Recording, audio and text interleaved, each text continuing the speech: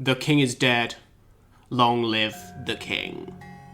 The new update has dropped, and I've got some information for you. There's a lot to cover, so let's get cracking. Firstly, the new skills. They're all pretty cool, but not a big increase in terms of damage, or at least not big enough to warrant using the new skills instead of the current meta skills. The new skills are strong, but you're going to have to get all the other damage skills first, and then put the new skills on your set for it to be worth it. Lucent Naga Cougars armour is extra interesting as it's got two unique skills, both of which have issues for use on the lance. Firstly, sneak attack. Sneak attack is a massive damage increase. A 20% increase to raw is crazy, but it's only really useful for weapons that can ignore hit zones, as you have to be behind the monster to activate the buff, meaning that unless you're gun lance, you'll get the 20% damage increase, but you'll still do less damage because you're hitting, the back end of the monster rather than its face where the weak point is. But it's still nichely useful against some monsters. The main monsters that sneak attack will be useful against are monsters like Azuros or Seething Basil Geese, where the best hit zone is its tail or its behind. It might also be useful for cheese strats against certain monsters like Naga, because the hind legs are a good enough hit zone that you can hide behind there and do a decent amount of damage. And then this wouldn't be a Goebbels Lantern video if I didn't include some really gimmicky bullshit like hitting Silver Rathalos's wingtips with Skyward Thrust, because if you do that right at the very tail end of the wings, it should activate sneak attack. Adrenaline Rush, on the other hand, is really strong for Evade Lance, but even at level 3, where you have a plus 30 to raw, Offensive Guard doing a plus 15% damage increase is always going to give you more damage, so it's difficult to include on a lance set, but at the very least, Adrenaline Rush has a niche in helping Evade Lance catch up. Alternatively, if we just look at the Lucent Naga Cougar arms, we can get 2 levels of Adrenaline Rush for plus 15 attack.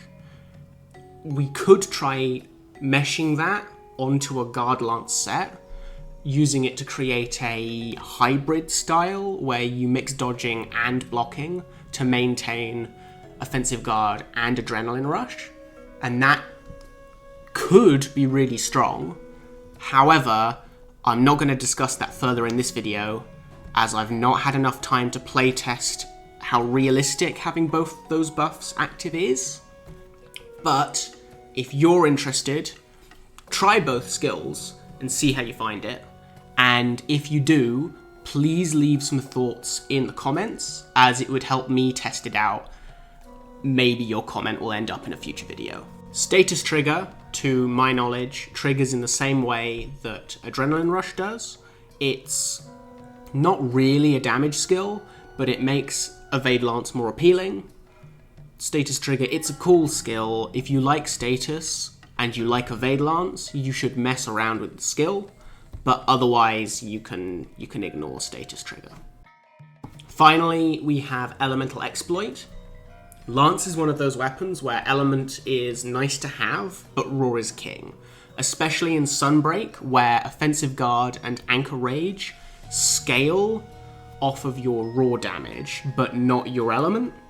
So if you can get your affinity maxed, and you've maxed out your attack skills, then Elemental Exploit is a great skill to have, but you don't want to drop lots of raw damage just for this skill. Our next stop is a short one: how to augment your lances.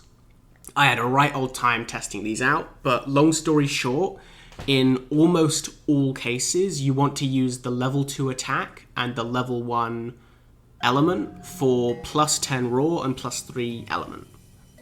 Technically, you can squeeze out a little bit more EFR by using the plus 5 attack and plus 5% affinity, but the increase is so small that the plus 3 element makes the plus 10 attack better than the plus 5 and 5%.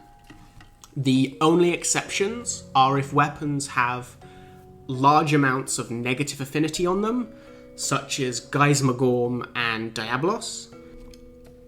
And the other exception is if your weapon has a level 1 rampage slot, increasing that slot to level 2 allows you to add the anti-species decorations, which is a better raw increase than the attack augments, so go for the level 2 slot. With all of that out of the way, let's talk Valstrax. The Valstrax lance is still strong, but the other weapons are managing to creep up, so it's not nearly as dominant. And this is because the update has given us better sharpness decorations, and that's let Master's Touch sets push a little bit further with the same amount of slot efficiency compared to how they used to before the title update. If we look at the fire comparison chart from before the title update, then you'll notice that I spelt Geismagorm wrong. But you'll also see that once sharpness is factored in, fire lances are only worth bringing in 5 cases. Valstrax was the better fire weapon in more than 50% of the matchups, despite not having fire element.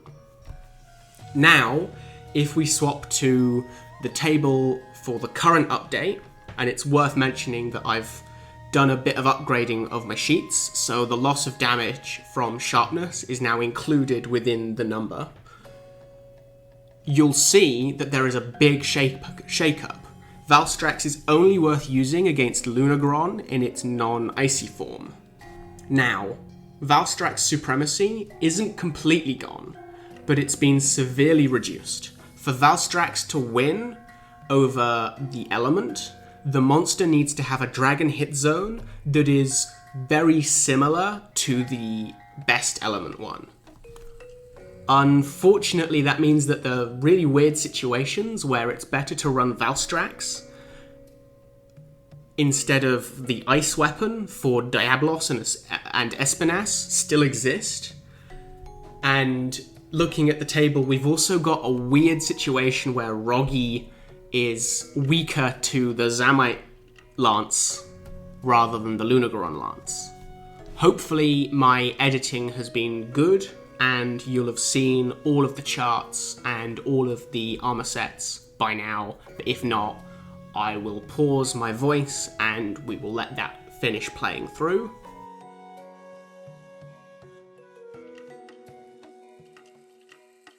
But Goble, if Valstrax is still beating element sets a couple times, it can't be completely dead, can it? And this is where things get complicated. The Gammoth in the room is armor augments makes telling you which lance to use and when to use it incredibly difficult because it completely changes on what sets and what stats that you roll onto your armor. To show you an example, these are the best non-health drain sets that are currently available to me personally. I've been lucky, maybe unlucky, but I've rolled a bunch of handicraft onto my sets and not much else.